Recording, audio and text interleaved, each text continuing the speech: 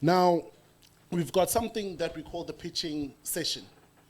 What we normally do is with every workshop that we run, we open up an opportunity for small businesses in that particular area to come and pitch. So what we then rely on are the people that have registered 3 to 4 days before. We send them an invitation to come in and pitch, which has a criteria. You must have operating for 2 years, you must have your compliance documents in check, and then a couple of other sort of nitty-gritties. There's about 5 of them. So these individuals are sent, an independent team sort of selects the 6, we cap it at 6, that come in and they pitch on the day. So to the amazing 6 individuals who are already here with us, who have been selected, congratulations.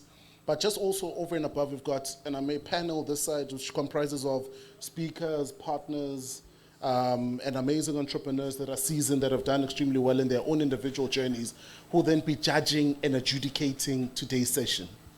So pitching, sales, the life of every entrepreneurial life cycle or journey should be about pitching. So, no, but I'm not a speaker, I'm not a pitcher. So I'd rather hire who'll sell for me. But you can't, because sales is a lifeline. It's the lifeline and the lifeblood of every single business. So and all it takes is you consistently being able to, be deliberate in practicing what your sales pitch is each and every day consistently. And what that then simply means is, a perfect pitch done repetitively each and every day will put you in a situation where if you meet someone in an elevator, because that's the word elevator, when you've got that short 60 seconds, and you're meeting someone you've always wanted to talk to, do you get there, you are shocked, you look at them in the eyes, or do you get there, you are pitch ready with my name is 123, I've always been wanting to chat to you, do you know that we do 1, 2, 3, 4, 5, 6, 7, 8, da da da da. By the time the lift doors open, he has an idea, Yokba Ngubani, and am I willing to set up some time to actually give you an audience in the form of a meeting, whether it's online or physical, or would we be interested in doing work for you? So it's listening, you come across abantu, and then what they are doing is that, you're selling, but you are selling the features and the benefits, not necessarily, you're selling the features and the benefits of what the product does, which is not a necessarily bad thing. But when you're a small business, try and infuse the story within the sale, because the story within the sale is what's going to separate you from everybody else. So I'll make an example. Okay, hi, how are you? Okay, wenzani? Okay, now I'm a plumber, I run a plumbing company, I'm the best plumbing, we are plumbing wherever, blah, blah, blah, blah, blah, blah. Oh, so then I'll ask a question to the people in the room. When I say the word plumber, or I'm in plumbing, what comes up to mind for you? No, tatanbe. Omnye to toilet. Amanzi. Omnye. Kitchen. Omnye. Kitchen. Okay, I guess pipes, yeah. Kitchen pipes, yeah.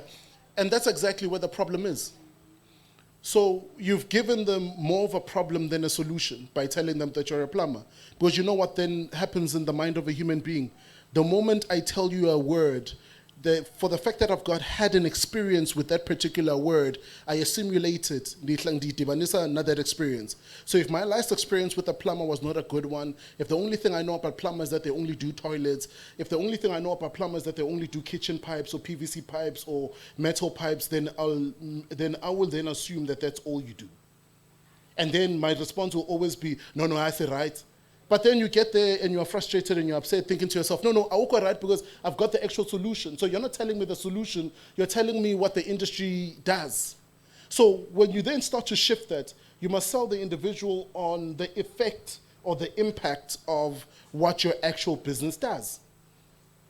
So if you're in a space where you're rendering this service and if you're in the space and you're rendering this service and the emotional feeling that you give individuals at the end of the day is relief, on time and timely relief, that's what you sell. So the sell, depending on who you talk to, would start differently. So molom nomzan, molom hlegazo ngubani, okay, no shop, ndengu jabo, ndengu hlubi, ndengu siya, okay, fine. Wenzantoni. Have you ever found yourself in a situation where your pipe has burst and you don't know who to find? And you've got water all over the house and it's frustrated because you've got amazing furniture, you've got clothes. I'm the guy you call. So whenever you've got any water leaks or any plumbing issues, I'm the guy who sorts out the plumbing. So the story then becomes different because you are linking the story to a pain. But if someone else is then selling the exact same product, but you are selling them to a different market, but I know that I'm selling a more affluent product or a more highly spec product, I then look at the individual. So you have this individual coming in, and then you are selling according to that person's, that person or that organization. So always know when you're going to pitch or we are going to sell, teta nabani. Don't spray and pray. You're kissing in the dark, hoping you land on lips. Be sure where you're aiming so that you are hitting in the right direction.